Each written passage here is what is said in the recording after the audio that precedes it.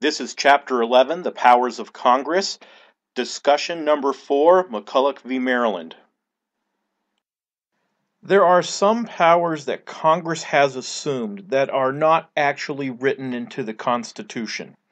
And these are referred to as the implied powers of Congress, because they can read between the lines and say that while it doesn't expressly say that we can do this, we believe that it's an implied power because of these three clauses creatively put together will allow us to do this.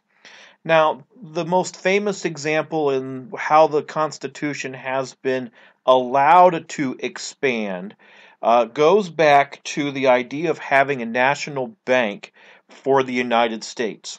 Now, there is nothing in the Constitution that says that the U.S. Congress will have the power to form a national bank of the United States. However, the Secretary of the Treasury believed it was necessary.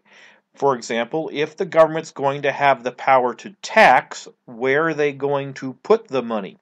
Or more importantly, how are people going to pay their taxes unless there's some type of banknote? And where does the banknote come from? The bank. Also, borrowing money. How are they going to borrow money if there's no bank available to borrow from? Regulating commerce, printing currency, all of these were explicit powers, and he was saying the best way for these to happen would be for a Bank of the United States to exist. But again, it's not written there. Now, in Baltimore, Maryland, there was one of these branches of the Bank of the United States, and they were printing banknotes just like any other bank would. However, a lot of people had a problem with this because, again, it's not expressly written into the Constitution. The state of Maryland passed a law saying that any banknote printed in the state of Maryland that was not chartered by a Maryland charter would be taxed. So this is like the state government taxing a national government function. Now we remember the order of supremacy way back in chapter 3 and 4, where the states really can't do anything to the federal government. Well, here's a state trying to do something to the federal government. And the bank manager of that branch, Mr. McCulloch, said, no, I'm not paying the tax. So Maryland took him to court. It got appealed up through the chain and got to the Supreme Court. Now, we're going to introduce to you two philosophical terms, or theoretical terms, I should say, about looking at the Constitution. Strict constructionist and a liberal constructionist. Now, I know that the word liberal in today's politics has a lot of connotations to it. Try to put them to the side a little bit, even though it hasn't changed a whole bunch since then. I don't want you to kind of color your thinking when you hear this. So, Maryland was acting as a strict constructionist, saying that the power to create a national bank did not exist in the Constitution. Therefore, the bank's existence was unconstitutional.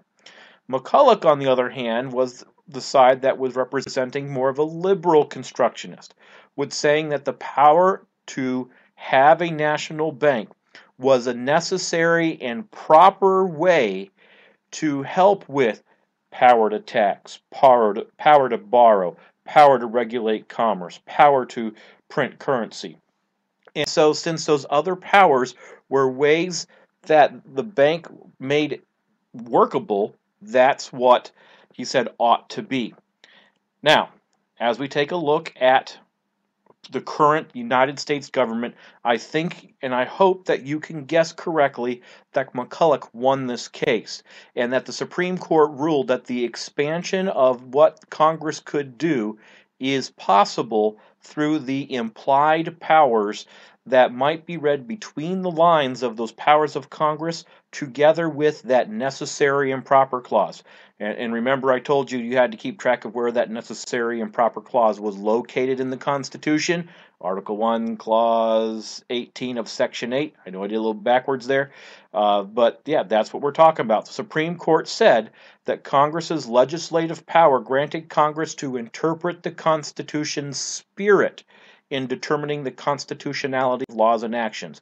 So the Supreme Court saying that the Constitution can be interpreted by Congress. They can try to delve of what should be and should not be allowed. After all, they are the representatives of the people. However, the Supreme Court did put a little extra little statement in there. They said within reason. And that was the Supreme Court's action to reserve to itself the power to say that Congress, yes, you've interpreted the spirit, but you went too far. And so the Supreme Court maintains its judicial review power. Now, because of this implied power, much of the federal government's expansion of power since the American Civil War has come about because of this use of the implied powers provision within the Constitution. This concludes discussion number 4, McCulloch v. Maryland, as part of Chapter 11, The Powers of Congress.